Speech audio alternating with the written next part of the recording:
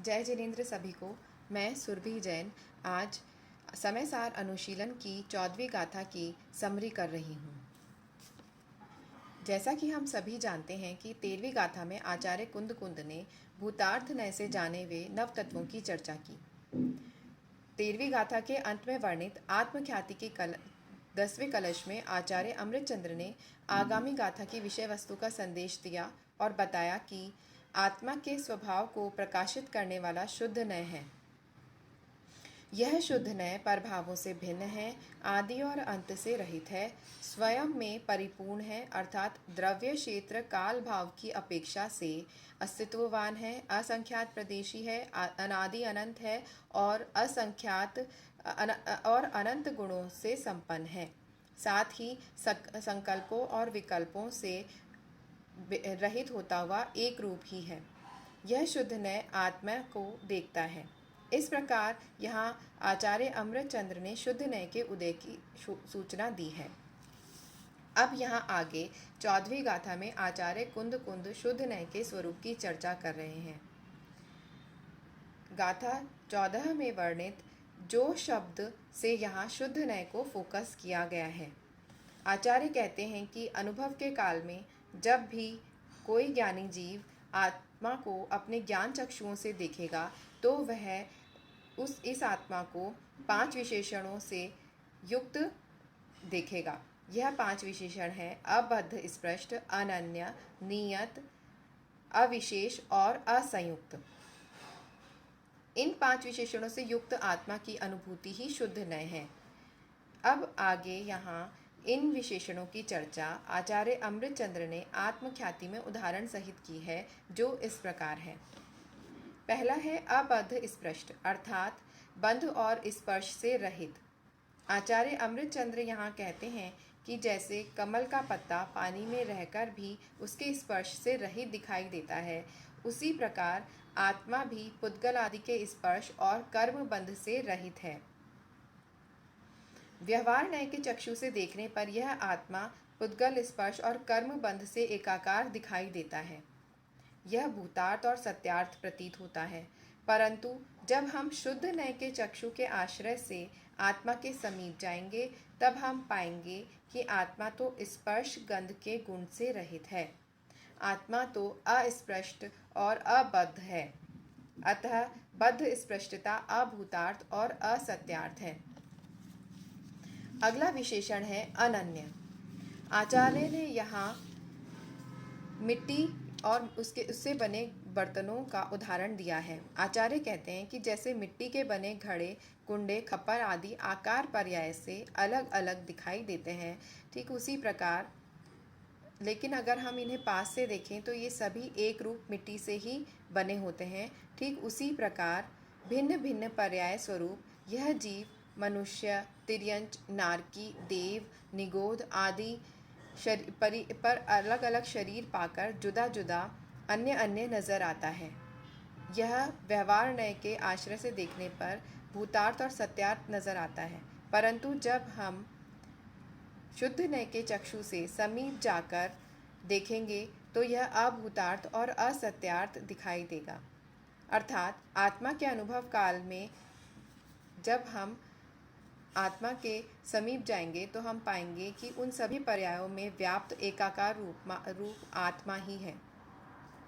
इस प्रकार यहाँ अनन्य विशेषण को स्पष्ट किया गया। अगला विशेषण है नियत।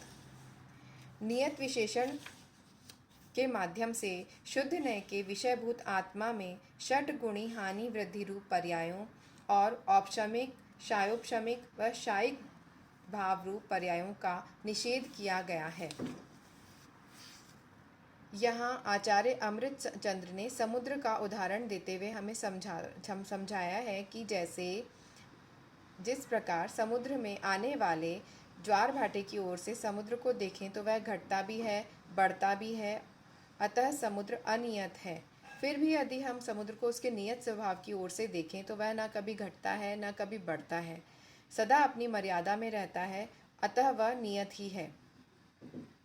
उसी प्रकार द्रव्य होने से आत्मा में षट गुणी हानि वृद्धि रूप पर्याय भी हैं और औपशमिक, शायोपशमिक और शायिक भाव रूप पर्याय भी हैं।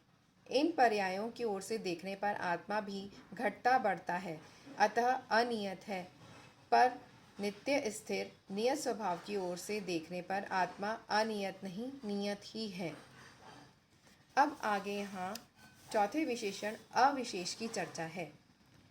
यहाँ आचार्य ने आत्मा को गुण भेदों से भिन्न बताते हुए कहा है कि जैसे सोना पीला है, चिकना है, भारी है, उसके ये गुण सत्यार्थ हैं, भूतार्थ हैं, परंतु ये सभी गुण सोने में विलय होकर सिर्फ सोना ही दिखाते हैं।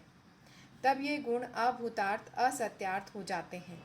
उसी प्रकार आत्मा में ज्ञान, दर्शन आदि गुण रूप हैं और इन गुणों को देखने पर आत्मा में ज्ञान है, दर्शन है, चारित्र है, यही भूतार्थ प्रतीत होता है।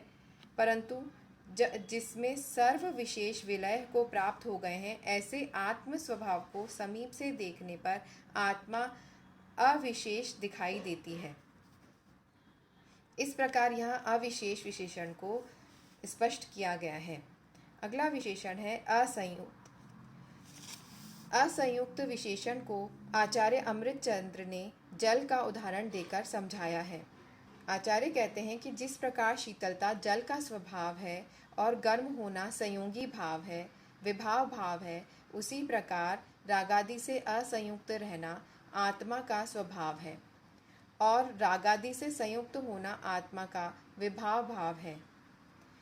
शुद्ध नय का विषयभूत आत्मा रागादि से असंयुक्त ही है, अर्थात असंयुक्त विशेषण के माध्यम से शुद्ध नय के विषयभूत आत्मा को रागादि विकारी पर्यायों से भिन्न बताया गया है।